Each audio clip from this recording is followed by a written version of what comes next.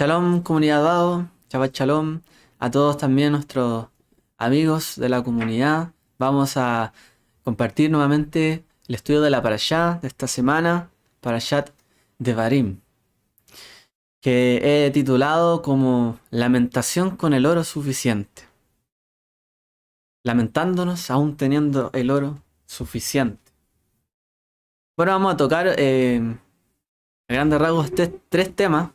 El tema de la reprensión, el tema de la lamentación, que también vemos, ¿cierto?, en esta porción, y también el asunto de el oro suficiente. Entonces vamos a desarrollar este tema y bueno, vamos a hablar también de el mundo venidero en ese sentido, qué es lo que se espera de nosotros también hoy día, qué es lo que se esperaba de Israel, y un poquito de algunas cosas que son interesantes dentro del camino de la restauración que tenemos que hacer. Así que vamos a tocar estos puntos, espero que sea una porción para bendición. Shalom por ahí también a Roland, que veo que está saludando también. Shabbat Shalom.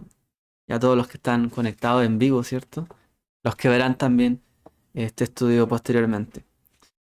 Entonces vamos allá. Primero que todo, vamos a hablar un poco sobre un resumen breve, muy breve de esta parashá.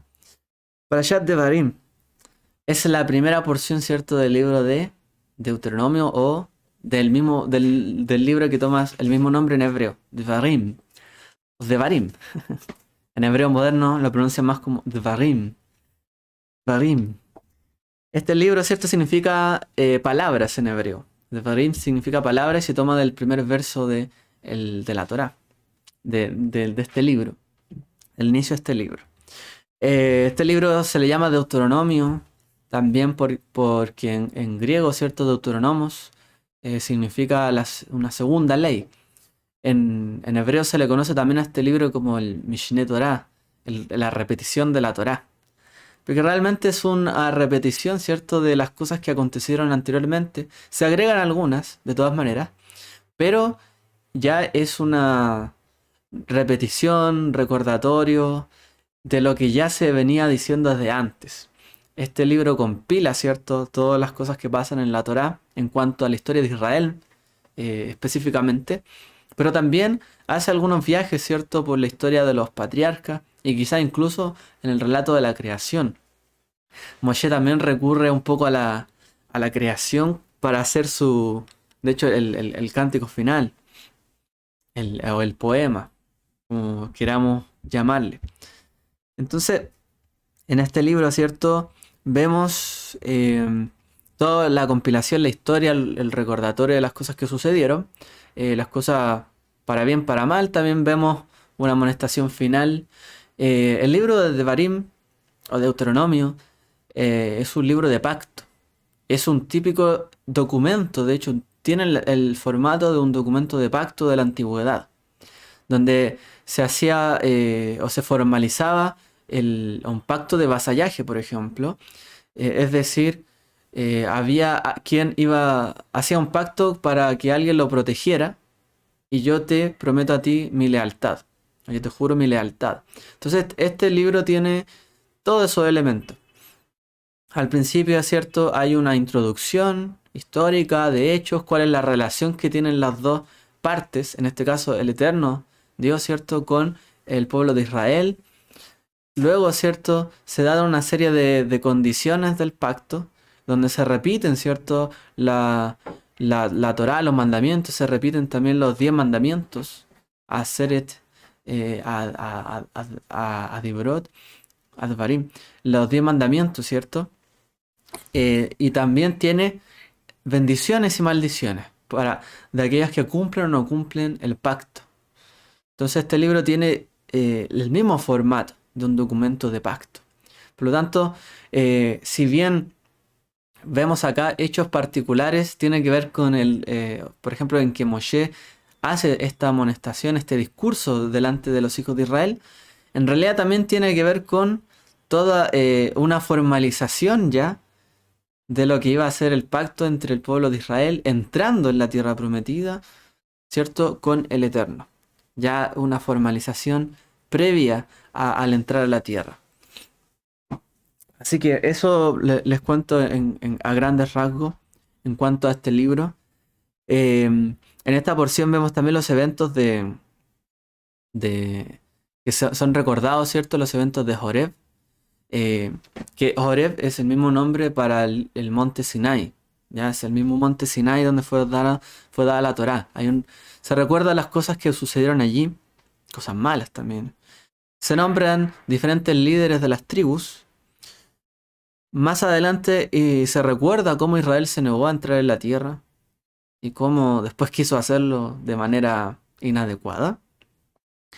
Se nos relata el castigo que recibió Israel por su rebelión, del deambular por el desierto, los años que pasaron allí, ¿cierto? Los viajes que tuvieron, también la derrota que ellos vieron, ¿cierto? Del rey de Sejón y de Og, que se le opusieron, ¿cierto? A ellos. O sea, de a poquito Moshe les va dando un poco de... ¿Cómo que se dice? Hay una frase, no sé si existe en otros lados, pero aquí yo la he escuchado. Hay que darle a la persona un poco de miel. Y lo otro, ¿qué era? Era vinagre, parece. Pero en el fondo, a las personas muchas veces hay que tratarlas un poco con miel, de una manera dulce, de una manera agradable. Pero también hay que darle la parte agria, la parte difícil. Entonces hay que darle un poco de miel y un poco de vinagre, digamos, dejémoslo ahí. ¿Ya? Entonces, pero cuando, por ejemplo, uno le va a dar un remedio a un niño, o un jarabe, por ejemplo, el jarabe tiene que saber un poquito bien, porque si no sabe bien, el niño no se lo va a tomar, le va a costar. Entonces, muchas veces cuando, por ejemplo, se le trata de dar algo que al niño no le gusta, se le da un poquito de miel, algo dulce, trata de dar algo rico en medio de algo que no le gusta. Por ejemplo, las típicas verduras que muchas veces a algunos niños no les gustan. Entonces se le da entre medio de algunas cosas. O de algo que le sepa bien. Un poco Moshe hace esto. Moshe les da noticias duras, les da recordatorios de cosas difíciles que vivieron. Y por otro lado también les da algo de azúcar, por así decirlo. Azúcar, ¿cierto? Y vinagre. Miel y vinagre. Les va dando así como vemos a lo largo de este libro. Porque no es bueno, ¿cierto? Decir las cosas malas de buenas a primeras. No es bueno. Cuando alguien va a amonestar a alguien, lo vamos a hablar en breve. Realmente no es cosa de llegar y decir y tratar a la gente mal porque hizo algo malo o porque uno encuentra que está algo erróneo. Vamos a ver algunos casos, pero no siempre es bueno llegar de buenas a primeras a tratar a la gente, ¿cierto?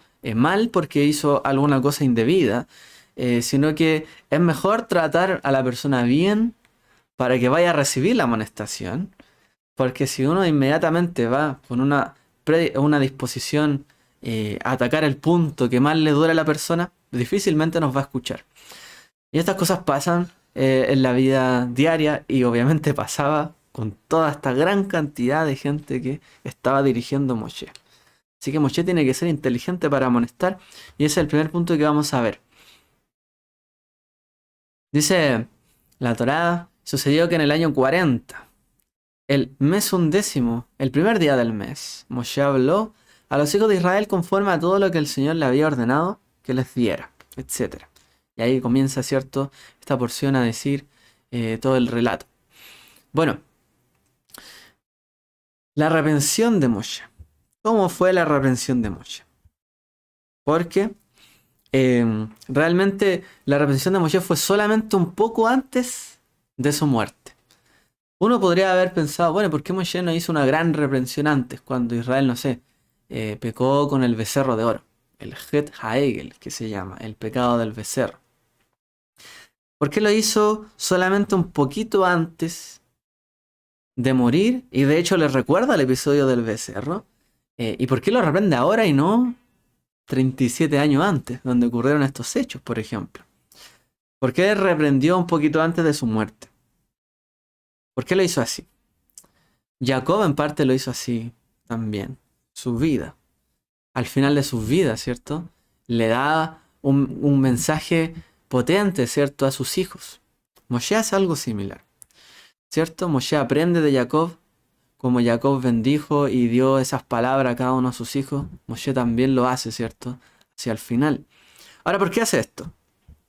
Y aquí, ¿cierto? Vemos en la pantalla algunas de las razones que da Rashi, que presenta Rashi y que cita del Midrash, del Sifrei, en el fondo el Midrash que habla, ¿cierto?, sobre este libro de Devarim.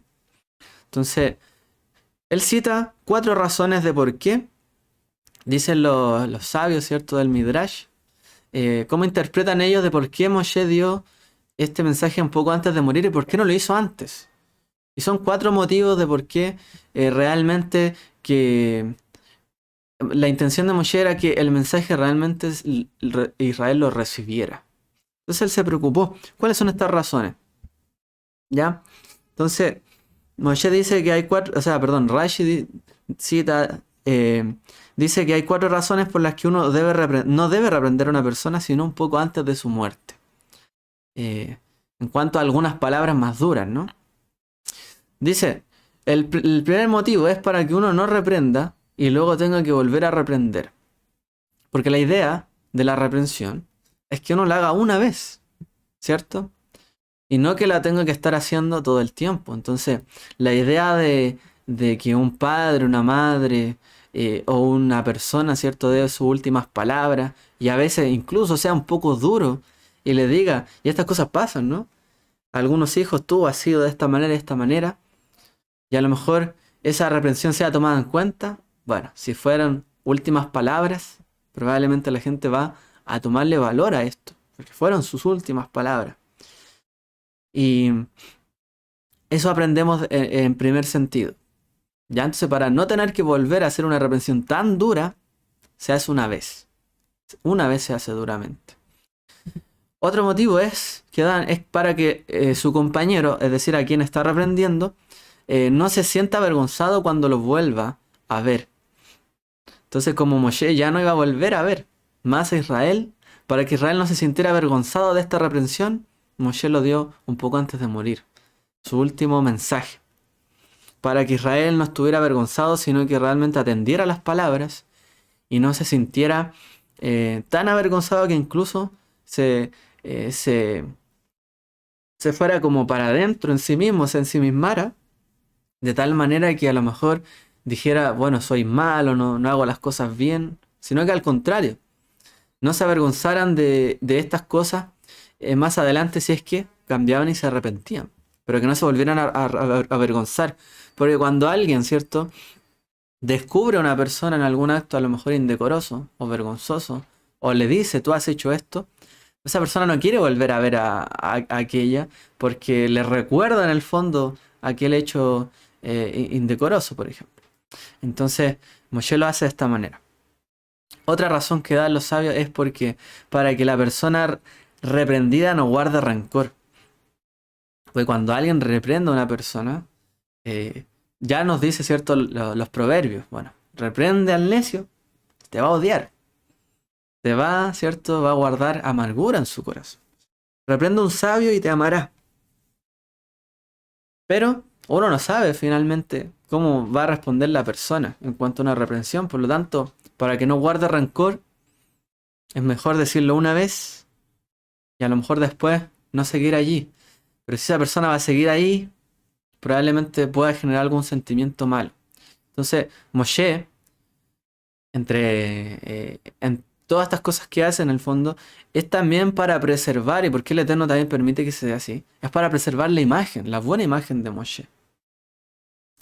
Porque la imagen de Moshe, de la autoridad, el dador de la Torá, tiene que ser siempre la mejor. Lo mismo, ¿cierto?, con la imagen de nuestro amado Mesías. Siempre la mejor imagen. Porque si no tenemos la mejor imagen de él, no vamos a atender a sus palabras y a todo lo que nos dijo. Entonces siempre no podemos guardar rencor porque él me está diciendo mi verdad. ¿Ya? Aquí estamos hablando de todas maneras de una situación particular, una reprensión que viene de parte de una autoridad, de alguien que los conoce, que estuvo con ellos en todas, intervino con ellos, intercedió, Entonces no es cualquiera, un cualquiera que viene a alguien a criticar a otra persona, ¿ya? Se entiende que no es eso. Y en cuarto lugar, para que la persona reprendida no rompa su relación con la persona que le da reprimenda, ¿ya? A la que antes se sentía cercana. O sea, para que no se vea la necesidad de romper relaciones porque le dijo algo muy fuerte. Bueno, así Moshe, ¿cierto?, da su mensaje potente. Israel no se puede divorciar de Moshe, por así decirlo. Moshe es el líder, lo guió, les dijo sus cosas, pero el pueblo no puede llegar y desligarse, ¿cierto?, de Moshe, porque allí quedó, ¿cierto? Y de hecho lo selló todo con este libro del pacto. Como les decía, este libro emula a un contrato, a un pacto de vasallaje del mundo antiguo. Por lo tanto, él sella la relación. En vez de quebrarse la relación, la sella. Así que vemos, ¿cierto?, esta inteligencia de parte y gracia de parte del Eterno que le da a Moshe para hacerlo de esta manera. Y de esa manera reprende a Israel, de tal manera que Israel no tiene mucho más que decir. Ahora, podríamos preguntarnos, bueno, pero si la Torá dice, ¿en qué se diferencia? Como aquí se pregunta. Esta reprensión de lo que nos enseña la Torá en el libro Levítico, ¿cierto? De cómo se reprende a un prójimo. La Torá dice, no odiarás a tu compatriota en tu corazón, sino que reprenderás a tu prójimo, pero no incurrirás en pecado a causa de él. Entonces la Torá dice, bueno, reprenderás. Hay que reprender a alguien. ¿Por qué Moshe tuvo tanto cuidado si en realidad la Torá él mismo dijo, de hecho, que había que reprender a la persona cuando estuviera en algún pecado? Entonces, ¿por qué él lo hizo de esta manera? ¿Por qué tanto cuidado? Incluso los sabios dicen que uno debe reprender a su prójimo hasta 100 veces.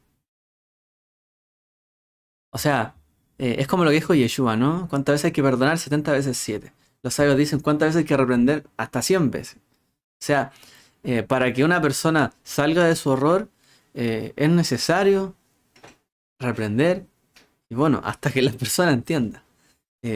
Hasta 100 veces. Hasta cansarse. Finalmente. Bueno, ¿qué es lo que nos responden finalmente al respecto de esto los sabios? Bueno, en realidad uno puede diferenciar lo que hizo Moshe de lo que cita aquí la Torá en cuanto a que este pasaje de Vayikra, de Levítico, ¿cierto? Reprenderás a tu prójimo que está en un error. En el fondo se refiere a una persona que esté en un acto de pecado. Que esté haciendo un acto, ¿cierto?, de pecado y que lo haga una y otra vez, finalmente. O sea, cuando uno ve que alguien está haciendo algo indebido, una y otra vez, una y otra vez, una y otra vez, corresponde, ¿cierto?, para enderezar a esa persona, una reprensión. Lo que suelen hacer los padres, ¿cierto? Una y otra vez, una y otra vez. Hasta 100 veces, dice. Pero bueno, lo que hace Moshe es una vez única. Entonces la diferencia, en el fondo, es que los hechos que está relatando Moshe son cosas del pasado. Y no se las repite al pueblo una y otra vez, una y otra vez. No les dice una y otra vez en su cara, ustedes pecaron con el becerro, ustedes hicieron eso, ustedes hicieron acá y allá. Moshe no la está reprendiendo todo el tiempo, Israel. Como si fuera gente que no entendiera, inmadura, o que le entrara por acá, le sale por acá. Obviamente Moshe en algunas oportunidades habla palabras, ¿cierto?, contra de Israel, pero no lo hace todo el tiempo. Uno no le saca a la gente todo el tiempo las cosas que hace mal. Uno no le saca a las personas todo el tiempo en lo que no son buenos o en lo que a lo mejor uno encuentra una deficiencia en los demás. Uno no puede hacer eso. Y menos de hechos pasados, de hechos que ya ocurrieron tiempo atrás. Entonces, el punto aquí, ¿cierto?, de reprenderás y todo el tiempo es cuando alguien hace el acto. Si hace el acto una y otra vez, allí sí. Ya, ahí sí se reprende. Pero cuando es esta reprensión como la que hace Moshe, dura, directa, recordando las cosas, lo ideal es que se haga una sola vez. Una sola vez. Y que tenga la fuerza necesaria. ¿Ya? Entonces, ¿qué hay de malo en que alguien reprenda a otra persona una y otra vez? Bueno, realmente, ¿qué es lo que pasa cuando alguien reprende o amonesta a una persona una y otra vez? Pierde su eficacia. En cambio, cuando se hace una sola vez, de una manera contundente, el mensaje queda grabado. Pero cuando uno escucha una y otra vez lo mismo, pierde la eficacia la reprensión. Ya la gente se habitúa a las palabras duras. Por eso es necesario que se haga una vez, ya como lo hizo Moshe. Una persona, de hecho, que escucha la reprensión una y otra vez, ¿qué es lo que puede pensar en su corazón? Bueno, escucharé la reprensión mañana y mañana me arrepentiré. Porque la escuché hoy día, pero hoy día no quiero cambiar, me la cambio mañana, cuando mañana me vuelva a decir algo. Entonces, para evitar esto, la reprensión dura es una sola vez. ¿Ya? Esto también es algo que nos puede enseñar a nosotros, en nuestra vida, quizás, a los padres, futuros padres, aprender también a cómo tratar, ¿cierto?, a los hijos. No ser duro todo el tiempo, obviamente. Uno corrige, se puede corregir al que está haciendo algo mal, pero no debe amonestar todo el tiempo. Eso puede perder la eficacia, finalmente ya puede incluso pasar a ser solo violencia verbal. Entonces, aprendamos aquí, ¿cierto?, de Moshe. De hecho, cuando Moshe parte, a ver, decir, bueno, estas son las últimas palabras de Moshe. ¿Qué puedo decir? Tengo que apreciarla, no tengo más que decir. Lo mismo con las palabras de nuestro maestro. Últimas palabras. Las últimas palabras que le dice, como aparece en el libro de Juan, a sus discípulos. No tengo más que apreciar esas palabras. Está arraigado, ¿cierto? A la vid, como dice allí.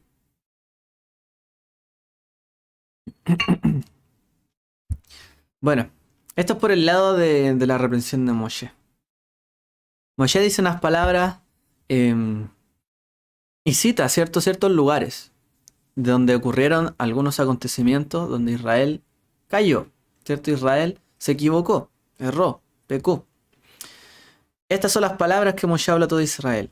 Al otro lado del Jordán, o del Jardén, sobre el desierto, sobre el Arabá, frente al mar de las Cañas, o el mar Rojo, como dicen algunos, entre Parán y Tofel, y Labán, Hatzerot y Dizahab, dice en hebreo. Entonces, Moshe nombra diferentes lugares donde Israel dice, habló a todo Israel y recuerda al otro lado del Jordán, sobre el desierto, sobre el Arabá, frente al mar de las Cañas, entre Parán y Tofel, y Labán, y Hatzerot y Dizahab. Y esos lugares no es que todo esto esté ordenado de una manera cronológica o él esté parado en todos esos lugares. Simplemente va a recordar los acontecimientos en estos lugares, todas las cosas que ocurrieron. Bueno, ¿por qué Moshe lo reprendió de esta manera por sus pecados? ¿Por qué suprimió algunos detalles, por ejemplo? Porque cuando Moshe dice allí, voy a volver aquí, dice, entre Parán y Tofel, Labán, Hatzerot y Dizahab. ¿Por qué dice Dizahab en hebreo? ¿Ya? Porque esa es la palabra que utiliza en hebreo el versículo 1.1 del libro de Deuteronomio. ¿Por qué dice Dizahab?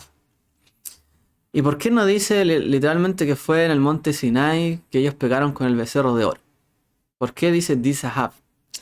Bueno, la palabra Zahab en hebreo significa oro. Y la palabra Di significa suficiente. Literalmente Moshe le dice, y en el lugar del oro suficiente, del suficiente oro, donde había abundancia de oro, que en el fondo se refiere al episodio del becerro de oro, Moshe, pero no dice, fue el becerro de oro. Entonces, Moshe hace una amonestación a continuación, pero no les dice directamente. No les pone, por así decirlo, el dedo en la llaga directamente. Moshe le da una vuelta, lo dice de manera diferente. En el fondo Moshe va al problema más que a apuntar, ¿cierto?, el pecado. Moshe le cita aquí Dizahab porque quiere apuntar al problema que hubo en realidad, más allá del pecado que cometieron o la consecuencia o los actos que hicieron directamente. Le hace una alusión al episodio más difícil de Israel, o más vergonzoso de Israel. Entonces, ¿por qué Moshe hace esto? Que él realmente es bastante considerado con el pueblo de Israel, ¿no? Al hacer este tipo de cosas. ¿Qué consigue en el fondo Moshe al aludir este evento en vez de haberlo hecho de manera explícita? ¿No es mejor cuando alguien amonesta a alguien decirle directamente, honestamente y claramente las cosas que pasaron? ¿Por qué le hace una alusión? Bueno, traemos una explicación a continuación, nuevamente del Midrash, el cierto este compilado rabínico que nos trae explicaciones detrás del texto. ¿Qué es lo que habrá pasado acá? Bueno, el Midrash Rabbah enseña que lo apropiado hubiera sido que las advertencias y maldiciones expuestas en la Torá fueran pronunciadas por Bilam y las bendiciones por Moshe Rabenu. ¿Por qué ocurrió lo contrario? Entonces, por ahí hay quien dice, bueno, ¿por qué si Bilam, este profeta, cierto, de las naciones, quería maldecir a Israel, por qué en el fondo él nos pronunció las maldiciones y Moshe solo las bendiciones? ¿Por qué Bilam de hecho pronuncia bendiciones y Moshe pronuncia maldiciones? ¿Por qué? ¿Por qué no ocurrió de otra manera? Bueno, porque si Bilam, dice el Midrash, hubiera predicho que el Bene Israel, que los hijos de Israel serían castigados cuando pecaran, Bene Israel habría dicho, eso no se puede tomar en serio. Sabemos que Él nos odia. Él está diciendo esas palabras duras de que si pecamos o si hacemos esto, Dios nos va a castigar y esto. Pero Él lo está diciendo porque nos odia. Nos tiene rencor. No tenemos que creer en sus palabras. Podría pensar. Y si Moshe hubiese pronunciado las bendiciones, y solamente las bendiciones, las naciones del mundo dirían, claro, sí, claro que los ha bendecido porque Moshe los ama. Por eso les da bendiciones. Obviamente es por eso, porque los ama. Pero Moshe dijo maldiciones. Y Bilán dijo bendiciones. Para que el pueblo no tenga esa excusa en el fondo. De no tomar en serio las palabras. O de decir, no, en realidad Él solo nos ama. Por lo tanto siempre nos desea lo bueno, las bendiciones y las buenas cosas. Pero el que ama también reprende. El que ama también da la advertencia de que hay malas consecuencias para aquellos que obran mal. El que ama no solamente dice todo lo lindo, todo lo bonito, las bendiciones. También tiene que dar advertencia de las cosas malas que pueden ocurrir. Y uno le va a creer porque Él ama. Porque Él nos ama. Y yo le voy a creer porque si yo creo que Él me ama y como Moshe amaba al pueblo, pues sus palabras son reales y tengo que tomarles peso. Entonces, esto cita el Midrash en cuanto a esta situación. Sobre el tema del suficiente oro vamos a volver un poquito más adelante a ese punto en particular, más en detalle. Pero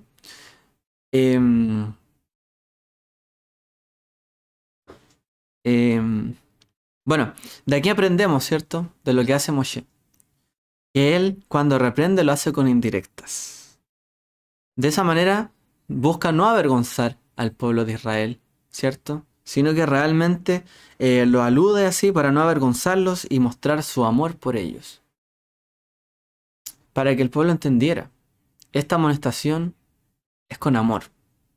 Mira, todos sabemos de qué estamos hablando cuando decimos Dizahab, el episodio donde hubo suficiente oro. Pero para que entiendan que yo los amo, no les quiero poner el dedo en la llaga, no los quiero avergonzar, pero quiero que reciban las palabras. Luego, ¿cierto?, de haberles demostrado Moshe al comenzar su discurso que no quería venir a tratarlos con todo lo duro, sino que iba a ir suave, con indirecta, demostrándoles su amor también, incluso a pesar de todo, para que ellos después recibieran todo el mensaje que iba a dar Moshe, toda la reprensión completa. Otra pregunta, ¿por qué Moshe no enumeró los lugares de manera cronológica, como dijimos anteriormente? ¿Por qué Moshe no dice, bueno, estuvieron en este lugar, aquí, acá, aquí, acá? ¿Por qué los menciona de manera desordenada? Porque estos eventos no pasaron en ese orden. Como los vimos, ¿cierto? Aquí en Deuteronomio 1.1. Primero dice al otro lado del Jordán. Después sobre el desierto, sobre el Arabá, frente al mar de las cañas. Parán y Tofel, Labán, Hatzerat y Dizahab. Está dando un orden intercalado, finalmente. No está dando un orden concreto. Nuevamente citamos el Midrash. Los hijos de Israel podrían haber expuesto excusas para alguno de sus pecados. Por ejemplo, diciendo, es que en ese momento teníamos hambre. O sea, si Moshe hubiese dicho, bueno, primero salimos, ¿cierto?, de Egipto. ¿Qué es lo que pasó en el mar de las cañas? ¿Qué es lo que pasó después acá, después acá? El pueblo les ha dicho, no, pero es que ahí teníamos hambre, ahí teníamos sed, por eso nos comportamos así. No es que aquí nos faltó esto y esto otro. Pero no era ese el asunto. Por ejemplo, pudieran haber dicho, teníamos hambre en ese momento, teníamos sed. Buscando la excusa a la reprensión, que es lo que naturalmente muchos hacemos cuando se nos reprende. Y hubiese dicho, no, es que a mí me sedujeron las hijas de Moab en ese momento. Por lo tanto, Moshe intercaló en la lista de pecados los lugares para que no tuvieran la excusa, ¿cierto? No podía haber ninguna excusa para los eventos. Por ejemplo, en el Mar de las Cañas, realmente ellos se quejaron y tuvieron duda de que si realmente el Eterno los iba a salvar. O sea, el Eterno había enviado esas plagas a Egipto, esos azotes. 10 los protegió de la muerte de los primogénitos. Después ellos estaban huyendo y todavía se preguntaban si Dios lo iba a salvar cuando estaban frente al Mar de las Cañas. ¿Y qué hacemos ahora? Y tenían temor. Bueno, en el fondo les trae todos estos hechos intercalados para que se den cuenta. Sí, es cierto. A lo mejor te quejaste del hambre. Pero has hecho cosas peores, ¿cierto? En situaciones donde no tienen ninguna justificación. O sea, no hay justificación. Al menos sé digno y di que no hay justificación en ese evento. Pero en este otro quizás sí tienes justificación. Pero como en realidad no te puedes excusar de todos estos hechos, lo mejor que puedes hacer es escucharlo. Entonces también aquí aprendemos algo importante que nos enseña Moshe. Cuando hay una reprensión, hay que buscar también argumentos que la persona... A lo mejor hay algún argumento que la persona nos puede debatir, o puede debatir cuando hay una reprensión. Pero también hay que buscar argumentos que no se pueden rebatir. Que simplemente la persona tiene que reconocer. Para que logre escuchar la reprensión. Porque si no, va a haber siempre una oposición a una amonestación. Aquí aprendemos otra cosa más de Moshe y de cómo proceder en este sentido. Bueno, otra de las cosas que menciona esta para allá es que Moshe, luego de toda esta amonestación que comienza estas palabras, les dice al pueblo de Israel, en el mismo primer capítulo, ¿cómo? Eijá, dice, ¿cómo puedo yo solo llevar el peso y la carga de vosotros y de vuestros litigios? Escoged entre vuestras tribus hombres sabios, entendidos y expertos, yo los nombraré como vuestros jefes. Esta expresión, Eijá, literalmente Eijá, que significa cómo, también significa lamentación. De hecho, el libro de lamentación en hebreo, que se lee, de hecho, hoy día, ¿cierto? Entrando en Tisha B'Av se suele leer, y bueno, se suele también leer durante el día de Tisha B'Av, el libro de lamentaciones, o llamado Eijá. Y esta palabra se puede asemejar y está relacionada con la pregunta, ¿cómo? ¿Cómo? ¿Cómo puedo yo, dice Moshe, llevar el peso de todos ustedes y de todos sus problemas, de todas sus peleas? ¿Cómo puedo yo llevar todo ese peso? Ustedes son problemáticos, le está diciendo. Ustedes tienen un montón de problemas y conflictos. ¿Cómo voy a hacerme yo cargo de todo? Ustedes tienen muchos problemas. ¿Por qué no se nombran jueces? ¿Por qué no colocamos cierto hombre sabio, entendido, experto delante de ustedes para que mantengan la paz, mantengan la justicia, que se haga en medio de ustedes? ¿Por qué no nombramos gente para eso? Dice Moshe. En otra oportunidad, también dice el libro de Isaías, que hoy día leemos, ¿cierto?, el Haftará. ¿Cómo? Eijá. ¿Cómo se ha convertido en ramera la ciudad infiel? La que estaba llena de justicia. Moraba en ella la rectitud. Mas ahora, asesinos. ¡Wow! Otra vez se repite esta palabra. ¿Cómo se ha convertido en ramera la ciudad fiel? La que estaba llena de justicia. La que tenía sus jueces y funcionaba. La que veía todos los litigios y los resolvía. La que perseguía justicia. Hoy día está llena, ¿cierto?, de injusticia. De asesinos, dice. Y luego el libro de Lamentaciones también nos dice, hija, ¿cómo yace solitaria la ciudad de tanta gente? Se ha vuelto, como dice Jeremías, como una viuda, la grande entre las naciones. La princesa entre las provincias se ha convertido en tributaria. La que debió haber guardado el vasallaje con el Eterno, con Dios, ¿cierto? Que era quien los protegía, ahora se ha convertido en tributaria. ¿De quién? De Babilonia. Ahora, ¿cierto? Ya no le debe, no es el Eterno quien la protege, sino que ahora le paga su tributo a un extranjero. ¿Cómo pasaste a ser toda una ciudad llena de gente justa, que perseguía justicia, que tenía sus jueces establecidos, a una ciudad prácticamente una ramera, como dice allí? Una viuda entre las naciones. Difícil, ¿no? Palabras muy duras. El Midrash nos cita. El Midrash Rabá, que el Midrash del libro de Lamentaciones, nos dice que los profetas utilizaron Moshe, ¿cierto? Yeshayahu y Yirmiyahu citaron justamente esta palabra y dijeron esta palabra porque en realidad están hablando de lo mismo. Están hablando todo, ¿cierto? De la destrucción de Jerusalén.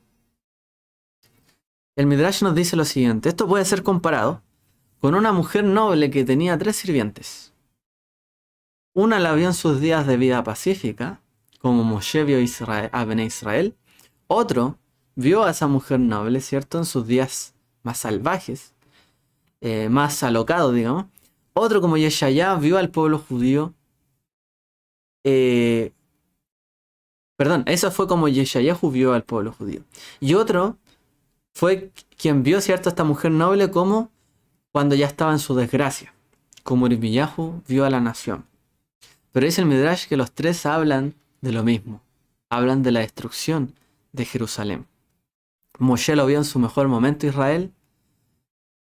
Yeshayahu lo vio en su momento más salvaje, cuando ya no respetaban a los jueces, no respetaban la justicia, ni a las viudas, ni nada, ni nadie. Y ya Irmiyahu vio cuando estaba en su desgracia.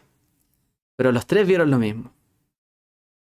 Entonces, si los 3 vieron al pueblo, ¿cierto? ¿Por qué utilizaron la misma analogía? O sea, ¿por qué no fueron directos los 3 en decir lo mismo? ¿Por qué citan diferentes momentos de Israel? Bueno, hay otra analogía que nos ayuda a entender esto. Y es la siguiente.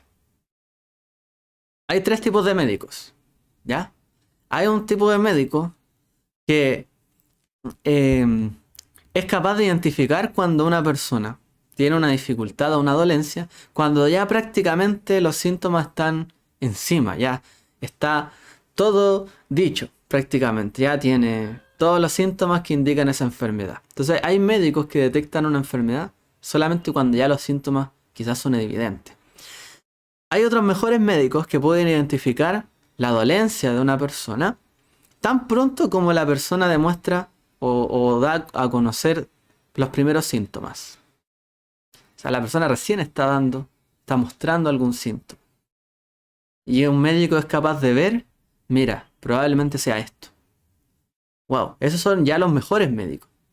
Pero todavía hay médicos que son extraordinariamente buenos. Y aquellos médicos, ¿cierto?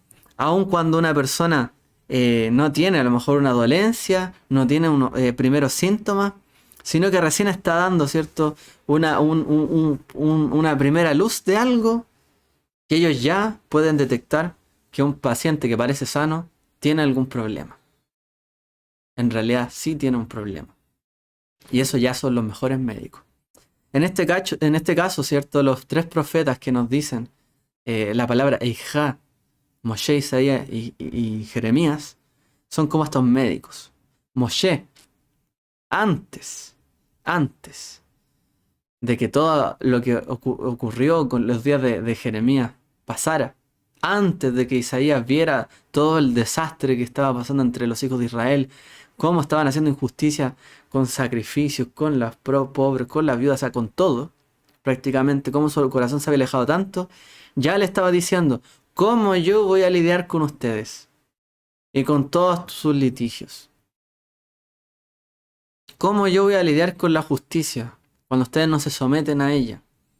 Nombren jueces, porque si no hay jueces que los controlen, que juzguen entre un caso y otro, ustedes finalmente no van a guardar las leyes y los mandamientos, van a hacer lo que quieran. Y eso los va a llevar a la posterior destrucción y la destrucción del templo. Como hoy día leemos ese verso recordando el día de mañana de Tisha B'Av, que viene de hecho ahora que cae en la noche, ¿cierto? En este calendario. Entonces Moshe se anticipa a todo ello. Él ya sabía eso, solamente con saber que el pueblo le gustaba discutir y pelearse entre ellos, ya Moshe sabía que venía destrucción. Ya al saber cómo la gente se dividía, estaba aquí, discutía todo el tiempo, y que era necesario poner jueces sobre todo, ya sabía lo que venía. Isaías ya vio lo que venía con ver todos los problemas que habían. Y Irmiyahu solamente le quedó lamentarse con todo lo que estuvo ocurriendo. Por eso la amonestación es importante. Porque la amonestación no es para lo que ya pasó, es para lo que viene. Para lo que vendrá. La amonestación nos advierte de lo que viene. Para que tengamos cuidado. Entonces Moshe amonesta al pueblo. Porque ya advertía lo que iba a suceder con el pueblo de Israel. Ya sabía cómo iban a actuar y de hecho sale literalmente en la Torá. Yo sé que ustedes en el futuro van a pecar, no van a hacer esto y esto otro. Moshe sabía, lo tenía claro. Y Yeshayahu tenía una visión un poco menos aguda que Moshe. Pero ya denunció la injusticia que estaba haciendo al pueblo. O sea, el pueblo tenía problemas, se peleaba por todo, abandonaba al que necesitaba. Y más encima delante de Dios, presentaba ofrendas no gratas. Y ya Irmiyahu vio la destrucción, el exilio y todo. Bueno, así sucedió. Yeshua también anunció en su voz profética, ¿cierto? Anunció también la destrucción del segundo templo. Cuando, ¿cierto?, lo iban llevando en el camino de la crucifixión, dice, le seguía una gran multitud del pueblo y de mujeres que lloraban y se lamentaban por él. Y se lamentaban por él.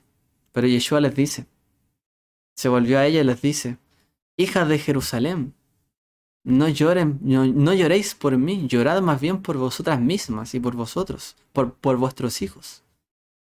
Porque aquí vienen días en que dirán, dichosas las estériles, los vientres que nunca concibieron y los senos que nunca criaron.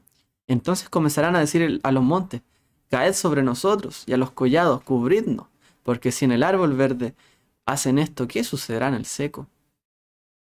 Yeshua anunció en su camino, ¿cierto?, de aflicción, este lamento. El pueblo de Israel en ese momento se quería lamentar por él, por el Mesías. Pero el Mesías le dice, lamentense por ustedes, porque lo que viene va a ser muy difícil, muy duro. Y lo leímos también en el Brit Hadashah esta semana, Mateo. Muy duro lo que vendrá, realmente. O sea, sepan esto, va a venir, ¿cierto? El enemigo los va a destruir.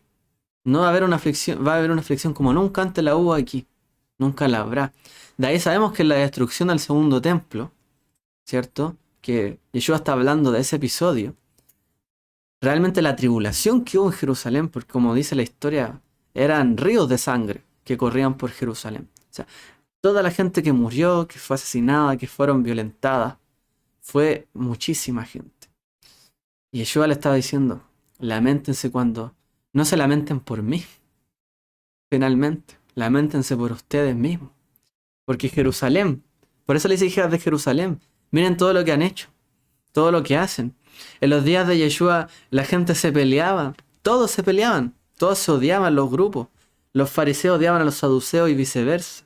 Odiaban a los celotes, a herodianos, se odiaban entre todos. Odiaban a los de Qumran, todos se odiaban.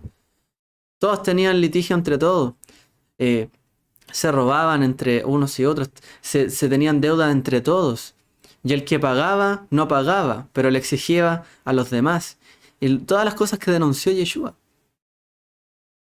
Yeshua en esa voz profética, tratando de restaurar un poco de justicia en medio de Israel. Como dice Moshe, pero ¿cómo voy a lidiar yo finalmente? Yeshua también le advierte a esa generación, la reprende, porque la misión también de Yeshua fue una gran reprensión a Israel. No fue solo un llamado a arrepentimiento, Yeshua reprendió a la gente. Cuando los seguían solo por panes y peces, los reprendía, porque no se arrepienten, no cambiaban. Se enojaba con el fariseísmo también por lo mismo. No cambiaban de corazón, se preocupaban de la pureza externa, pero no de la interna. Todos preocupados de no, es que hay que hacer esto, no puedo comer con esta persona porque es gentil, me puedo impurificar. Y sus corazones, lejos. Como dice Isaías, ustedes me traen sacrificio y todo esto, pero sus corazones están lejos de mí. Entonces, Yeshua anticipa también todo esto. Y él padece en esta circunstancia. Cuando hay lamento, es porque hay aflicción. Yeshua también es afligido. Pero él nos promete también un lamento que viene para restauración. Y en eso también tenemos que confiar. Como dice, ¿cierto? Lamentarán cuando venga, ¿cierto? El Hijo del Hombre. Pero vendrá en algún momento. Él vendrá. Volvamos un segundo a este punto. Estas son las palabras que Moshe habló a todo Israel, al otro lado del Jordán, sobre el desierto, sobre el Arabá, frente al mar de cañas entre Parán y Tofel, Labán, Hatzerot y Zahab. Suficiente oro. En vez de decirle en la falda del monte Sinai, les dice Dizhab, en lugar del suficiente oro. Y el mensaje, ¿cierto? Es indirecto. En lugar, ¿cierto? De criticar al pueblo por haber bailado, ¿cierto? Con el becerro de oro, haberlo recibido, haber dado su oro, haberse emborrachado, ¿cierto? Haberse puesto en vergüenza, de hecho, ante este ídolo. En realidad, solamente les dice el lugar de el suficiente oro. Entonces, ¿por qué cambió el tono? Que él debía haber dado una amonestación dura por algo un poco que le da un poco la vuelta, ¿no? Al asunto. Bueno, el asunto, ¿cierto? Es que la palabra Bedí Zahab, que dice en hebreo suficiente oro, como les decía, significa eso. ¿A qué se refiere? Hay un Midrash que dice lo siguiente. Hoy día hemos citado bastante el Midrash porque nos trae bastante aclaración. Dice, el Eterno le presentó a Moshe la primera moneda en un momento.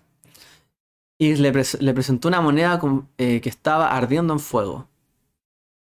Y en el fondo el Eterno le enseñó a Moshe que la moneda, el dinero, servía, ¿cierto? Para comprar, para transar, para adquirir cosas, riqueza. Pero también era fuego, porque también quemaba a los que lo poseían. Y quemaba más a los que poseían en demasía, o suficiente, o más allá de lo suficiente. Entonces esto nos recuerda también, en este tiempo, los problemas, ¿cierto?, de este mundo. Materialismos. El problema de querer tener las cosas. Y querer tener más. O a veces querer demandar las cosas que queremos tener. Y hoy día, entre el materialismo que vive el mundo, enfrentamos, ¿cierto?, en medio de esta pandemia, una situación donde las personas demandan consumo. Porque no tienen para comprar. Algunos, por supuesto, incluso no tienen para mantenerse. Pero la gente hoy día no tiene para comprar. Y la gente está alterada muchas veces.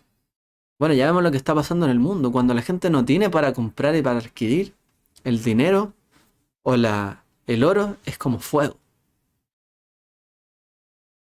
Pasamos de un mundo materialista que quiere consumir y consumir y consumir, y el mundo, ¿cierto?, cada vez se queda con menos recursos, que probablemente en el mundo se van a acabar los recursos naturales, porque la energía no se crea, solo se transforma. Y cada vez que ocurre una reacción energética o se saca un recurso natural, por mucho que uno lo plante, estamos haciendo que esa planta consuma los minerales de la tierra. Y con el tiempo ya no van a quedar minerales en esa tierra. poco a poco vamos a consumir, ¿cierto?, los recursos de este planeta. No hay de otra, o sea, eso es así. En algún momento todo esto se va a acabar, pero hoy día lo hacemos a una velocidad un poco vertiginosa. Adelantamos todo. El consumo, el materialismo nos lleva a esto. Pero por otro lado, ese materialismo y ganas de consumir nos ayuda o nos lleva a la gente a demandar, y a protestar, y a quejarse. Es una doble... Tiene una doble cara la moneda, ¿cierto? Siempre tiene dos caras. Por un lado nos puede servir, pero por otro lado puede ser una distracción fatal. ¿Dónde estamos poniendo el ojo también nosotros hoy día? ¿En qué cosa nos estamos fijando en cuanto a lo material? Hemos hablado de esto estas últimas semanas, pero hoy día también que entramos en Tisha B'Av. Bueno, ¿cuánto la gente estaba preocupada en los días que se destruyó el templo de otras cosas, en vez de preocuparse de lo elemental? La gente prefería llevar el sacrificio cojo porque era más barato, muchas veces, que llevar el correcto. Y así, la gente prefería ahorrarse el dinero que darle a al pobre o a la viuda, o al huérfano. ¿Por qué? Porque prefiero gastarlo yo, en vez de dárselo a alguien que necesita. ¿Hasta qué punto hemos llegado, quizá? Hoy día. ¿Cuáles son las cosas legítimas o no? Bueno, los problemas, como vimos ahí, de la lamentación, el problema muchas veces es la justicia. Nos peleamos unos con otros. Y nos peleamos y queremos los de los demás muchas veces. Y le exigimos a otros. Y si no hay verdadera justicia, si no hay quien canalice toda esta sentir individualista de la gente egoísta muchas veces, a través de soluciones como lo hacían los jueces, que dictaminaban y litigaban, difícilmente, ¿cierto?, en un mundo donde no hay absoluta justicia, va a haber tranquilidad en cuanto a esto. Y por el lado malo, el oro termina siendo una distracción fatal. ¿Qué es lo que dice Yeshua en Mateo 24? Dice: ¿quién es, pues, el siervo fiel, prudente, a quien su señor puso sobre los de su casa para que les diera comida a su tiempo? Yeshua compara, ¿cierto?, a una persona en el fondo fiel a él, justo, como un siervo que está a cargo de una casa para dar comida. ¿Ya? Ojo. Luego dice: dichoso aquel siervo a quien cuando su señor venga lo encuentre haciendo así. Es decir, sea prudente, administre bien lo que tiene y dé, ¿cierto?, comida a su tiempo, al que necesita. De cierto os digo, que lo pondrá sobre todos sus bienes. Es decir, aquella persona que haya administrado lo que le fue dado, ¿cierto?, de parte del Señor, finalmente el Señor lo pondrá sobre todos los bienes. Aun cuando él debe considerarse, obviamente, que era un administrador. Él es un siervo de los bienes que Dios le ha dado. No es el dueño. Pero si los cuida y los administra bien, él lo pondrá como dueño sobre todo eso, posteriormente. Pero si aquel siervo es malo y dice en su corazón: mi señor tardará, Moshe se está demorando, se está tardando, y empieza a golpear a sus consiervos y come y bebe con los que se emborrachan, y el pueblo dice, ¿cierto?, finalmente empezó, ¿cierto?, a darse golpes bajos en el monte Sinai abajo, y al final terminaron en idolatría y le dieron un golpe bajo a Aarón. Oye, ¿y qué pasó con este Moshe? Y así, finalmente, ¿en qué terminaron? Haciendo un becerro de oro, bailando, cantando, emborrachándose. Vendrá el Señor de aquel siervo el día que no lo espera, y a una hora que no sabe, lo azotará severamente, y le asignará un lugar con los hipócritas. Allí será el llanto y el crujir de dientes. Allí vendrá la lamentación. ¿Cuándo? Cuando aquel siervo sea malo y no sepa administrar su oro, o los bienes que el Señor le ha conferido. En aquel día, como dice allí, donde no sabe, hora que no sabe, vendrá el juicio, finalmente, y será azotado y será castigado con los hipócritas. ¿De qué? En el fondo hay que lamentarse en la vida de no ser buen administrador, de no ser buen administrador de los bienes y dones que Dios nos ha dado y talentos que nos ha dado. Tenemos que administrar bien el oro que Él nos ha dado. No podemos centrarnos solo en los bienes solo en los dones, sino que realmente en cómo nosotros estamos haciendo las cosas. Moshe ya les estaba diciendo, ¿cómo voy a yo a tratar todas sus peleas? ¿Cómo voy a yo poder resolver todo eso? Pongan jueces en sus tribus, hagan justicia a ustedes. Preocúpense ustedes de estar en paz con todo, de tener justicia unos con otros, de hacer la justicia a quien necesita. Preocúpense ustedes primero de eso. Antes, ¿cierto? Solamente de sus asuntos personales que lo lleva a discutir o a pelearse entre todos, con todos incluso. En los días de Isaías, a ser infieles con Dios, llevarle lo que en realidad no correspondía. Como si Dios en el fondo fuera ciego. Bueno, por eso dice aquel siervo, dice que el siervo que dice, no, si el Señor tardará, empieza a ser así. Por eso, el día que anunció Yeshua, que anunciaron todo de destrucción, ellos tenían que saber, no va a venir muy tarde, va a venir pronto. El día del Señor, la venida del Mesías no será muy tarde, será pronta. No hay que tenerlo como algo tardío, para no beber, emborracharnos, ¿cierto? Y finalmente negarlo a Él. Y hacer una mala ejecución de los bienes que Él nos ha dado. Entonces, en Tisha B'Av, ¿cierto? También vemos hoy día dónde se tiene que centrar nuestra atención. La preparación para los días del Mesías requiere que tenemos que estar dispuestos. ¿Ya?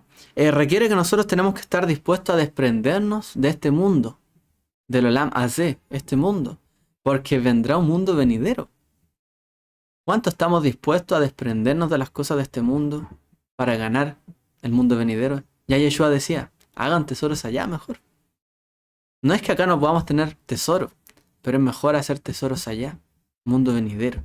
Nada lo corrompe, pero aquí sí, corrompe, se corrompe y corrompe también el corazón de la persona. Entonces, ¿cuánto estamos anhelando la venida del Mesías, la redención? Si estamos tan apegados a este mundo hoy día. ¿Cuánto hoy día el mundo demanda consumir? Y si no demanda consumir, demanda que la gente se haga cargo de ellos. Pero ¿cuánto están preocupados realmente de desapegarse de las cosas de este mundo para apegarse a lo que el Creador, a lo que Dios, ¿cierto?, nos está llamando? A la seguridad con Él. Los días de Tisha B'Av nos recuerdan, ¿cierto?, la destrucción en lo que Israel hizo mal. Tenemos que hacer las cosas bien ahora. Como dice, cita aquí el rabino Naftali Reich, si las posesiones materiales definen nuestra identidad y estamos cargados de Vedi Zahav, ¿ya? O sea, si las posesiones, lo que tenemos, define quiénes somos. El exceso de oro que se convierte en nuestro objetivo, y el exceso de oro se convierte en el objetivo de nuestra vida. Es realmente difícil la transición a un mundo espiritual, al mundo venidero, a la venida del Mesías. Yo me lamento porque el Mesías sufrió y padeció. Bueno, ¿y tú estás padeciendo o estás sufriendo por causa de la justicia en este mundo? ¿Tú estás siguiendo mi ejemplo? Mejor lamentate tú porque lo que viene es difícil. Y ha sido difícil, ¿no?, este tiempo. Ahora, ¿estamos sufriendo por lo justo, por la justicia, por lo que nos dijo el Mesías, o estamos sufriendo solo por nuestras causas propias? Tenemos que también tomar el yugo del Mesías. Pero si consideramos nuestras posesiones como un mero equipaje que podemos dejar atrás, entonces podemos liberarnos fácilmente de los apegos que nos atan a una existencia física y disfrutar de la dicha espiritual que nos espera en la era mesiánica. Y eso es lo que estamos nosotros esperando. Que pronto venga el Mesías. Tenemos que anhelar la era mesiánica y desprendernos de esta era, poco a poco. No decir hay suficiente para gastar y malgastar aquí. Tenemos que ser prudentes. Sobre todo con la justicia. Y la justicia, me refiero a la justicia, la rectitud y la justicia con el prójimo, social. El lamento para la restauración, Yeshua dice, entonces aparecerá en el cielo la señal del Hijo del Hombre y entonces todas las tribus de la tierra harán duelo. Verán al Hijo del Hombre que viene sobre las nubes del cielo con poder y gran gloria. ¿Cuándo harán duelo? ¿Cuándo se lamentarán? Cuando vean al Hijo del Hombre. Como dice Apocalipsis, aquí viene con las nubes y todo ojo le verá, aun los que le traspasaron y todas las tribus de la tierra harán lamentación por él. Sí, amén. Tenemos que darnos cuenta de qué cosas, ¿cierto?, hemos hecho mal. ¿Qué traspasamos? ¿Por qué traspasamos al Mesías? ¿Por qué tenemos que lamentar la destrucción del templo y la destrucción del cuerpo del Mesías? O del mismo Mesías y su padecimiento. ¿Por qué tenemos que lamentarnos?